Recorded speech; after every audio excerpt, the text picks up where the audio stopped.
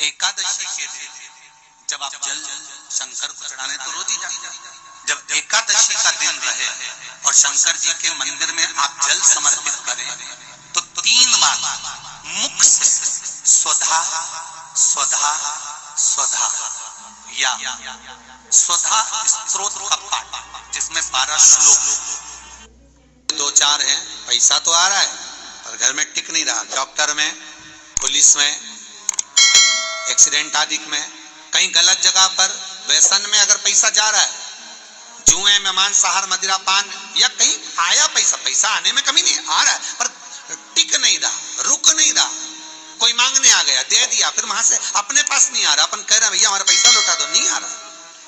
तो महाराज शिव महापुराण की कथा कहती है एकादशी के दिन गंगा के जल में मात्र 7 बेलपत्री डालकर जो नंदीश्वर भगवान अर्थात जो शंकर जी के शिवलिंग के सामने नंदी होता है, उस नंदी के चरण पर गंगा का जल चढ़ाकर बेलपत्री शिव पर समर्पित कर देता है, उसके घर में रुपया रुकना चालू हो जाता है, फिर वो गलत जगह पर नहीं जाता, गलत स्थान पर वो धन जाएगा ही नहीं। तूने मांग तुझे क्या चाहिए। एकादशी ने भगवान विष्णु से कहा, नाथ प्रभु वर दे दो, मृत्यु लोक में जो मनुष्य मेरा व्रत करेगा, चाहे जलचर, थलचर, वायुचर या सांसारिक मनुष्य मेरा अगर एकादशी का व्रत करेगा, प्रभु उसके यहाँ धन धान्य वैभव सुख संपदा बढ़ेगी और उस जीवात्मा को नरक नहीं भोगना पड़ेगा, सीधे वैकुंठ का उसको वास मिलेगा।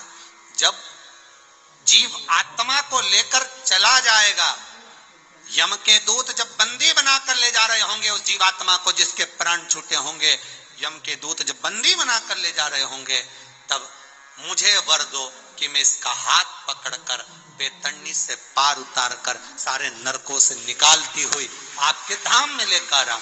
भगवान ने वर दे दिया, तथास्तु। हे एकादशी सुनो, मृत्यु लोक का मनुष्य अन्न का त्याग कर कर, क्योंकि अन्न में एकादशी के दिन पाप पुरुष रहता है, अन्न का त्याग कर कर एकादशी के दिन जो मनुष्य तुम्हारा व्रत धारण करेगा, उस व्रत को करेगा और उस व्रत को धारण करेगा, उसकी मनोकामना पूर्ण होकर वो मेरे ही धाम को जाएगा। ये तो हुआ एकादशी के जन्म की कथा।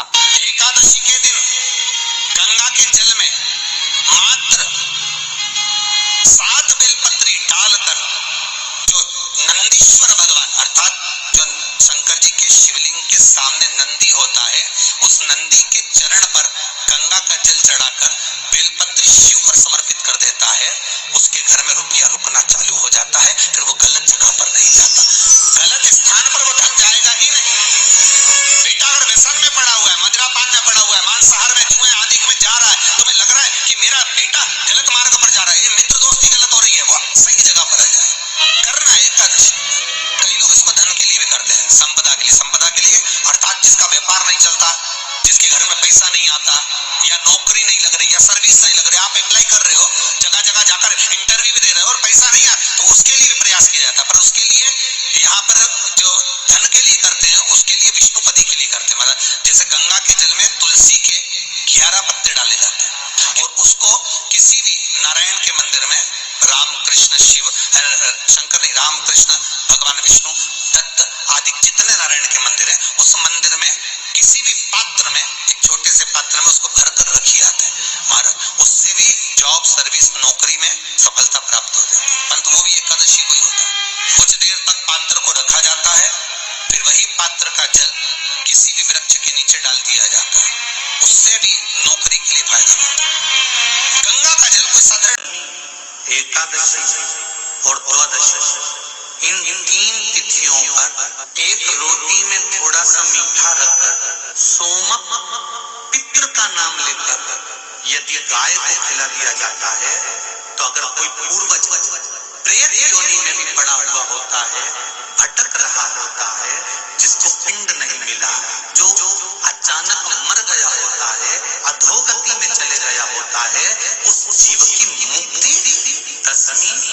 एकादशी और द्वादशी, ये 3 दिन सोमक पितृ का नाम लेकर रोटी में, पूड़ी में मीठा रख कर गाय को खिलाया जाता है। ये 3 दिन तक तो वो पितृ कभी भटकते नहीं है, उनको मुक्ति प्राप्त हो जाती है, मोक्ष में। दशमी की रात्रि के 12 बजे घी का दिया हथेली में रखकर दरवाजे के बाहर, उस दिए को हथेली में रखकर चंद्र का दर्शन रात्रि के 12 बजे दिए की लो में चंद्र का दर्शन करते हैं, उससे ज्योत प्रबल होती है हमारे। या तो होगा वो नवमी की रात्रि 12 बजे या दशमी की रात्रि की 12 बजे चंद्र का दर्शन, दीप घी का हाथ में जलाकर नाम गोत्र अपना बोलकर नरसिंह भगवान का स्मरण कर कर ज्योति में चंद्र का स्मरण कर कर दर्शन किया जाता है। नेत्र कमजोर हो तो 3 या 4 दिन में ज्योतियों का क्रम बढ़ना प्रारंभ होता है।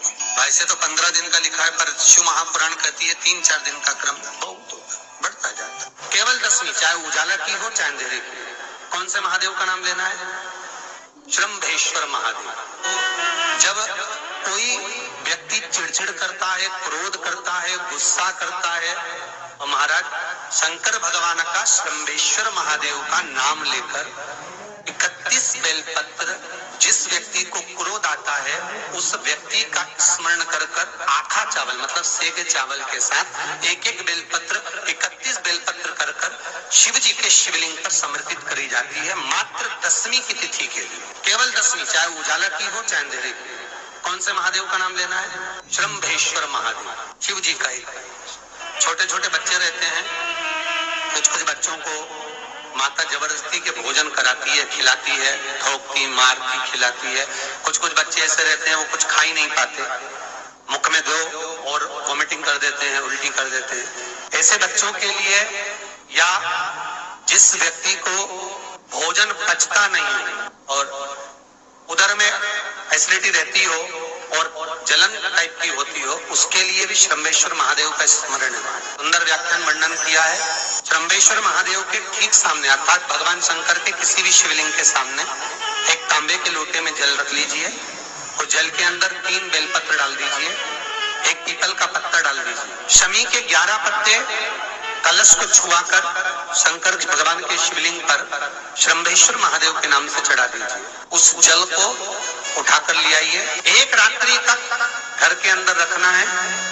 उस जल को श्रम्भेश्वर महादेव का नाम लेकर जिस व्यक्ति को एसिडिटी होती हो या उदर खराब रहता हो या भोजन नहीं पचता हो या पेट से जुड़ी हुई प्रॉब्लम हो या बच्चों को भोजन कराते हैं और वो वोमिटिंग कर देते हो, ऐसे बच्चे को या भोजन नहीं खा रहा हो ऐसे व्यक्ति को उस जल को सुबह दोपहर शाम 3 बार श्रम्भेश्वर महादेव का नाम लेकर आचमन कराना प्रारंभ कर दो, पिलाना चालू कर दीजिए। 3 या 4 दिन पिलाओगे, अपने आप उदर में भी आनंद रहेगा, बच्चा भोजन करना भी प्रारंभ कर देगा। श्रम्भेश्वर महादेव।